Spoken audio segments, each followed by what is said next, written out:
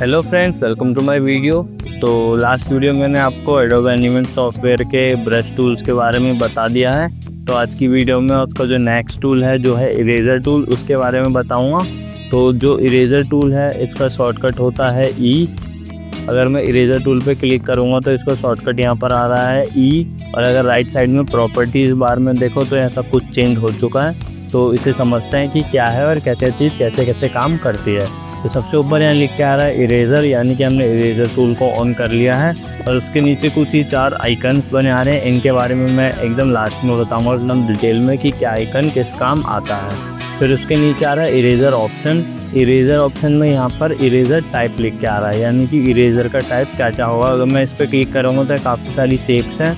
इन shapes का क्या मतलब है ये मैं आपको बताता हूँ। तो यहाँ पर अभी मैंने सर्कल शेप सेलेक्ट करी हुई है, तो ये जो इरेजर है सर्कल शेप की आ रही है, यानी अगर मैं इससे कोई भी चीज़ इरेज करूँगा तो वो सर्कुलर शेप में इरेज होगी। फिर उसके बाद जो अगली शेप है वो थोड़ी ओवल है, वर्टिकली ओवल। तो देखो अगर मैं इस पर अगर कोई भी चीज़ इरेज करूँगा तो वो इसी शेप की होगी, यानी कि जो सी भी शेप आप सेलेक्ट करोगे, जैसे यहाँ पर मैंने स्क्वायर शेप सेलेक्ट करी है तो वो स्क्वायर शेप की होगी। तो जो भी आपको शेप सेलेक्ट करोगे उसी शेप की इरेजर बन के यहाँ आ जाएगी। तो मैं वापस से सर्कल शेप सेलेक्ट कर लेता हूँ। फिर इसके राइट साइड में देखते हैं यहाँ प्लस का आइकन है। तो अगर आप अपनी तरफ से कोई कस्टम इरेजर शेप ऐड करना चाहते हैं तो इस ऑप्शन से आप ऐड कर सकते हैं। और अगर उसे डिलीट करना चाहते हैं, एडिट करना चाहते हैं तो उनका भी ऑप्शन है। तो ये अभी हाइड इसलिए हो रखा है क्योंकि जब आप ऐड कर लोगे तभी तो आप उसे एडिट या डिलीट कर सकते हो। तो पहले आपको ऐड करना होगा, उसके बाद ये दोनों ऑप्शन अपने आप ओपन हो जाएंगे। अब हम आते हैं अगली चीज़ पे, पहले से करते हैं डिलीट। अब यहाँ पर नीचे है साइज़, तो यहाँ एक लाइन ड्रॉ हो रखी है। तो आप इस लाइन के थ्रू इरेजर का साइज़ बड़ा छोटा कर सकते हैं। जैसे अभी इसका साइज़ है 87, तो देखो इरेजर का साइज़ ये है। अगर मैं इसका साइज़ को बढ़ा दूं तो यहाँ देख सकते हैं आप स्क्रीन पे इरेजर का साइज़ अपने आप बढ़ गया है। और अगर इस लाइन को लेफ़्ट की साइड ड्रैग करूँगा तो इरेजर का साइज़ कम हो जाएगा।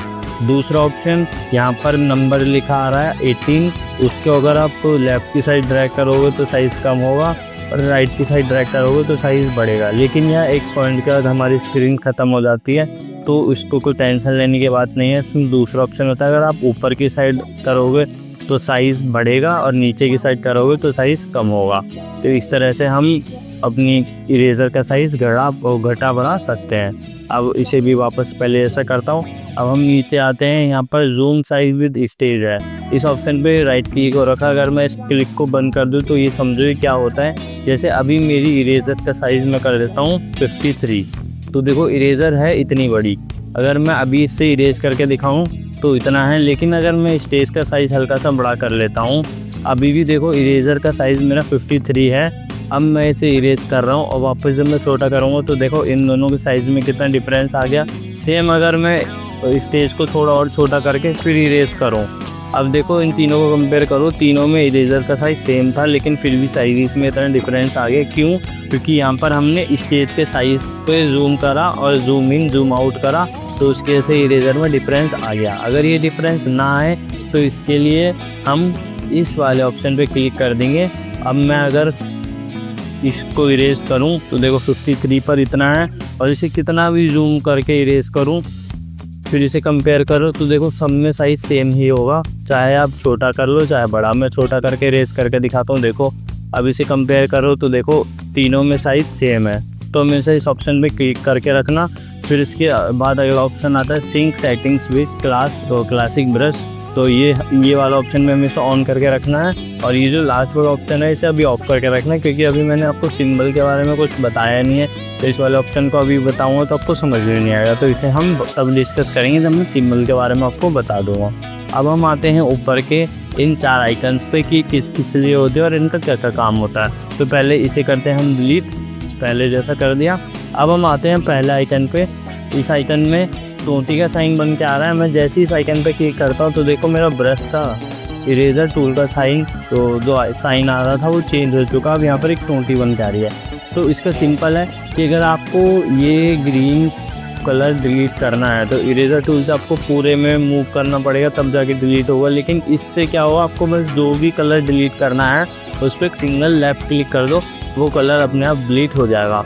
अब ये तो एक तरह से सिंगल कलर वाला है शेप, अगर मैं ऐसा करूं कि यहाँ पर 3 लाइन ड्रॉ कर देता हूँ, जो लाइन और इन यहाँ पर 3 बॉक्स बन गए हमारे अलग अलग। अब तीनों में मैं अलग अलग जो कलर है वो फिल कर देता हूँ। जैसे इसमें मैंने ग्रीन कर दिया और इसमें मैं कर देता हूँ पिंक कलर फिल। तीनों में अलग अलग कलर फिल हो गया और इन लाइंस को मैं कर देता हूँ डिलीट।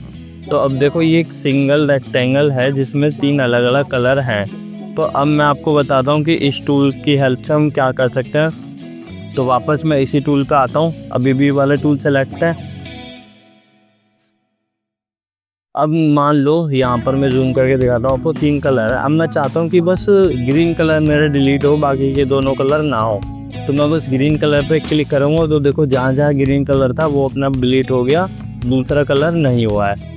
अब इसे वापस लाते हैं। अब मैं मान लो रेड कलर चाहता हूँ कि बस रेड डिलीट हो, लेकिन ये दोनों कलर ऐसे के ऐसे रहें। कि बस रेड पे क्लिक करूँगा तो रेड डिलीट हो जाएगा। तो इस ऑप्शन से हम ये कर सकते हैं। अब हम आते हैं अगले पे। तो अगले में है इरेजर मोड। अगर मैं इस पर क्लिक करूँगा तो 5 ऑप्शन निकल के आते हैं। मैं इन 5 के बारे में आपको समझाऊँगा। तो सबसे ऊपर आता है इरेजर, नॉर्मल इरेजर। तो इस वाले टूल को समझते हैं क्या होता है। तो यहाँ पर मैंने नॉर्मल इरेजर ओपन कर लिया। अब देखो नॉर्मल इरेजर एक तरह से नाम से समझ आ रहा है कि वो नॉर्मली इरेजर है। आप जहाँ पर भी इसे मूव करोगे ये उस जैसे आप छोड़ोगे तो उस पार्ट को डिलीट कर देगी। तो ये नॉर्मल इरेजर का काम है। तो इसके बाद अगले ऑप्शन पर आते हैं जो है इरेज फिल, यानी कि जो मैंने आपको पहले बता चुका हूँ कि किसी भी शेप के 2 चीज़ें होती है, एक उसकी स्ट्रोक होती है और एक उसकी फिल होती है। तो फिल वो हिस्सा होता है जो अंदर की साइड होता है। तो यहाँ पर फिल है ये ग्रीन कलर। तो जब आप इस माउस को कहीं पर भी मूव कर दो, कहीं कैसे भी चला लो, लेकिन जब आप इसे छोड़ोगे तो ये सिर्फ फिल को ही इरेज करेगी, स्ट्रोक को इरेज नहीं करेगी। फिर हम आते हैं अगले ऑप्शन पे जो है इरेज लाइंस। तो ये उसका अपोजिट है। ये जैसे अभी हमने लास्ट ऑप्शन में देखा कि वो सिर्फ फिल को डिलीट करेगी, इरेज और लाइन को नहीं करेगी। लेकिन इस वाले ऑप्शन में ये वाली बस लाइन को ही डिलीट करेगी, फिल को डिलीट नहीं करेगी। जैसे कि मैंने यहाँ पर इसे चलाया और जैसे ही छोड़ूंगा फिल वापस वैसा का वैसे ही हो जाएगा। बस यहाँ की इसकी लाइंस अपने आप इरेज हो जाएंगे। अब वापस आते हैं अगले ऑप्शन पे, ये इरेज सेलेक्टेड फील्ड्स, यानी कि इसमें अगर आपको इसे चलाना है तो देखो अभी मैं इसे यूज़ कर रहा हूँ तो इसमें कोई इम्पैक्ट नहीं दिख रहा, ना लाइन पे ना फिल पे। तो इसके लिए आपको पहले सिलेक्शन टूल को ऑन करके जो चीज़ आपको डिलीट करनी है उसे सेलेक्ट करना पड़ेगा, तभी उसके बाद ये डिलीट मतलब उसे इरेज करेगी। लेकिन इरेज भी तब उसी को करेगी जिसको आपने सेलेक्ट करा होगा, बाकी के पार्ट को इरेज नहीं करेगी। अब हम वापस आते हैं, पहले इसे अनसेलेक्ट करते हैं,